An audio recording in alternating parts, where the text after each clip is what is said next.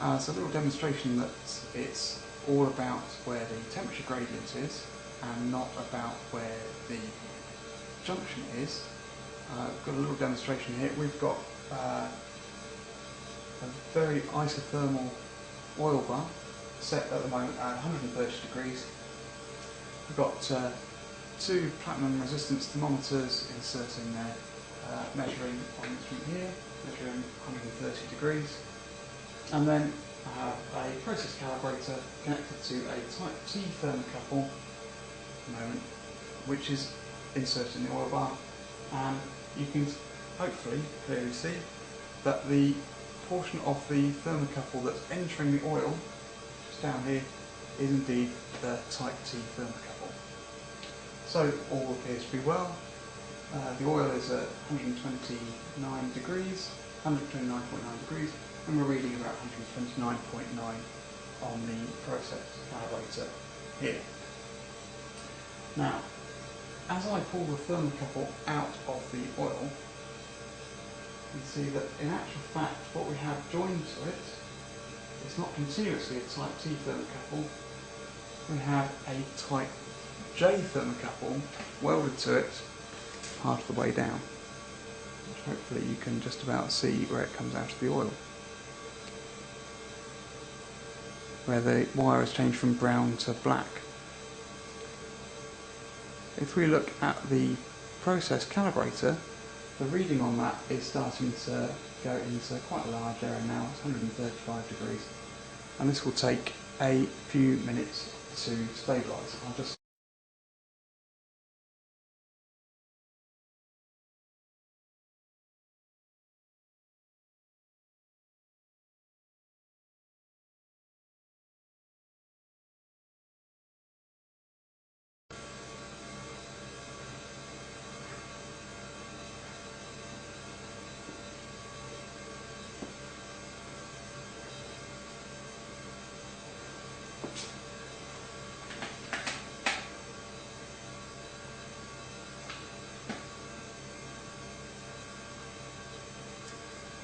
Okay, so we're just coming up to 5 minutes to the stabilisation time there, and we can see we've got quite a significant error in here now. The oil's still at 129.9 degrees, but now our thermocouple is reading 148 degrees, pretty much. And obviously what we've done is we've introduced quite a significant error into the character of the thermocouple cable in the area of the temperature gradient. In other words, where it exits the oil and comes out to the outside air. Type T thermocouple now has almost zero temperature gradient in it. It starts here, goes back to the instrument. So if I just go to the process calibrator and change the settings of it to measure the type J thermocouple, which is what now is in the area of temperature gradient, and hopefully you can see on there that that's measuring 129 degrees. So there's still a small amount of temperature gradient on the type T thermocouple, but now where we know where the temperature gradient is and the character of the cable where the temperature gradient is, the calibrator is now reading correctly. So it's all about where the character of the cable, where it experiences the temperature gradient. So just to illustrate the point a little further, we pull the thermocouple out a little further, and it's no longer type J, but type K in the area of the temperature gradient. And you can see that coming out of the tank down there. It's changed from black to green, so type J, IEC type J to IEC type K.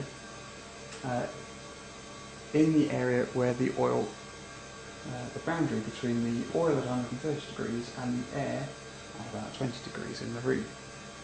And already the reading on our process calibrator is starting to go into error.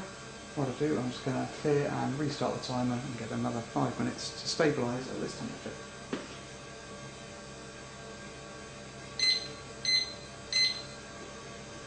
So, without fiddling with the wire there.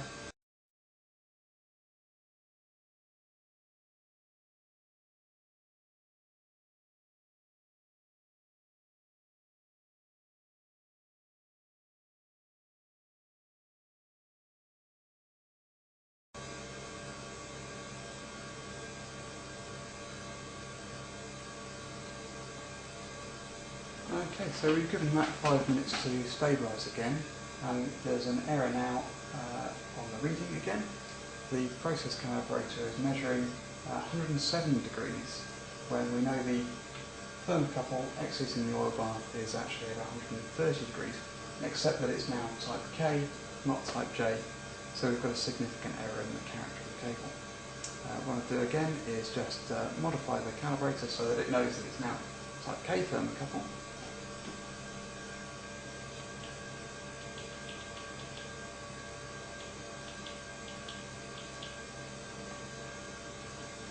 And presto is now reading 131 degrees.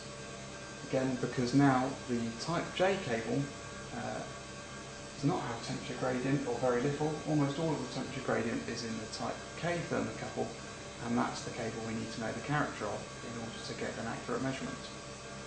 And last of all, we pull the type J thermocouple out, type K thermocouple out further, and we get to a type N. Pull it out here, it's out of the way. So now the cable in the area of the temperature gradient is type N. Because our calibrator thinks it's type K, we've introduced a significant error in the character of the cable again, more than you'd experience in real life, of course. And you can see the reading's already starting to go into error. So we'll start the timer again, give it 5 minutes, and see what happens to the reading.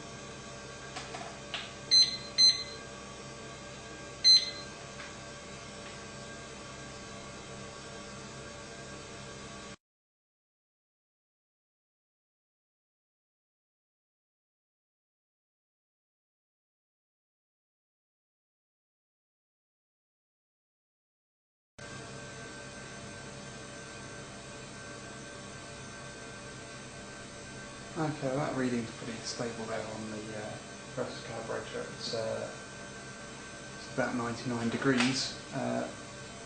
Thinking it's reading type K, of course we've got type J, and then a piece of type T, and then a piece of type K, all of which are almost very negligible temperature gradient across, and of course there's still some heat coming off the oil bath here, but you see obviously a significant error there because it's actually a temperature gradient in the portion of type N thermocouple that's in the boundary between the oil at 130 degrees and the ambient air temperature. So now I'll just swap the calibrator to type N.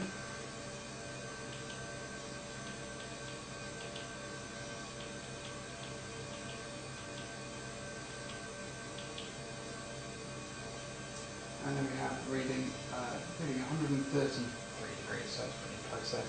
So obviously a bit of heat being given off around the thermocouples there. And if I pull that all the way out, you can see that that's the end of it there. Just the you can just about see that, the type N thermocouple at the end where the junction is. But as I think we've shown there, the junction is not terribly important when you're trying to get an accurate reading. What's most critical, trying to track down errors, is to make sure that you know what the character of the cable is, where there is a temperature gradient.